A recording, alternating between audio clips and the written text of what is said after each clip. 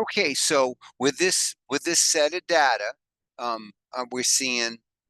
I hope this is big enough. I'm having a hard time having Zoom work when I'm zoomed in. You see how the ends of the spins are nine, or the end of the class are six, 964 and 976. The midpoint, or the middle, that we're going to guess that we're going to say on average that's what it is the way you get the midpoint. You add the two, add the two endpoints, divide by two, and that'll be the midpoint. So I started it at 970, and then because it's going up by 12 units every time, I just, instead of doing that again, I just kept adding 12, and I wrote down the frequency, and then it looks like you know how to find the mean. So the mean is your multiply by the midpoint times the frequency, and do that, add them up, and then you're going to divide by what is this, 29 spark plugs. Then you divide that by 29, that'll be your mean. I got a slightly different number than you.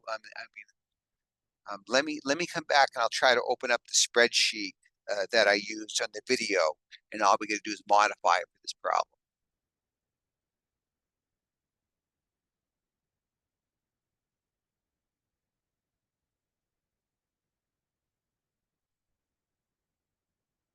Or maybe I won't get this stupid thing to pause, so we'll just go with it.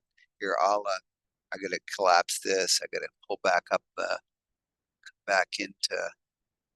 Yeah, I'm not gonna ask you folks to do a standard deviation uh, calculation for group data.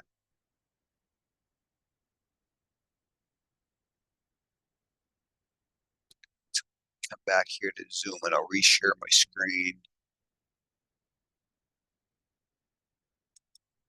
Okay, I'm still recording it, right? Yep. Okay.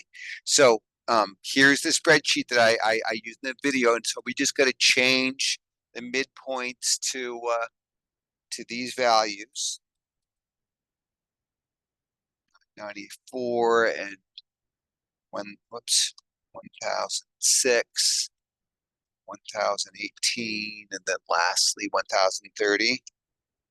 Okay, then we'll change the frequencies to those numbers: 4, 5, 7, 5, 4. Okay, so that's looking good. Now to get the mean, oh, is this already doing the mean? Oh, look at that. Because is this multiplying?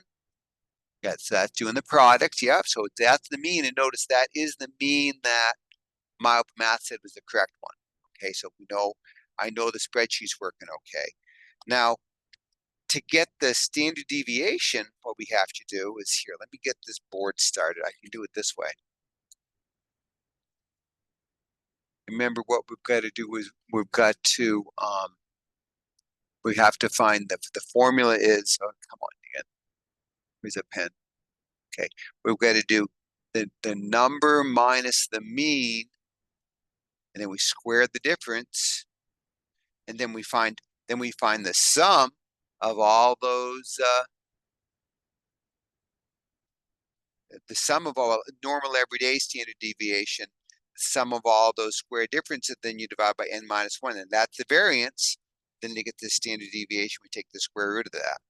So when it's a group set of data, and if you think about what they did on Dr. Stevens' book on that in chapter 3, or the mean, or maybe that was in chapter 2 with weighted means.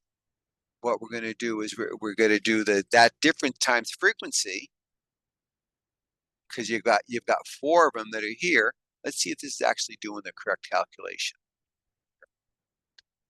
That subtract the mean? Not quite. It's using the old mean. So I'm gonna change this to 1001.0344, since we're trying to keep my open math happy. And then I'll fill that down.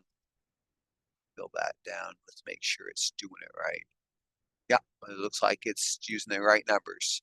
So that did the value, the midpoint estimate minus the mean, and then this category squared it, and then this one multiplied those square differences by the frequency.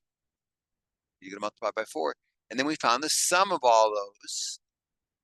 Okay, then to get the variance, now this is where, before we take the square root, we need to divide by, oh, not 32. We're going to divide by, I believe it's 28 because it's 1 minus, whoop, damn me, 28, and then took the square root. Okay, let's make sure that's working right. Okay, that took the square root of that. Let's go look and see what my upper math is saying here. I'm going to write this down. Well, I guess I could write it right down here on the screen, can't I?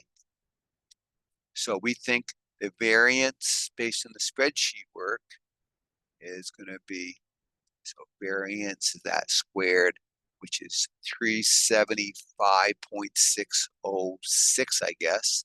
And then the spreadsheet telling us the standard deviation is 19.381, I guess. Let's go see what my math is saying. I mean, they said 375.606. So yeah, that works because it rounds. And the mean is 19.36. So that's how we get those differences. And as I said, don't worry about not being able to do the variance and the standard deviation on these. Weighted means I'll expect you to do, or find the mean of a distribution. I don't think I have a graph that you have to do it too, but I might. So it's right here. Okay, so hopefully this helps you get the rest of those answers, or move on and say good enough.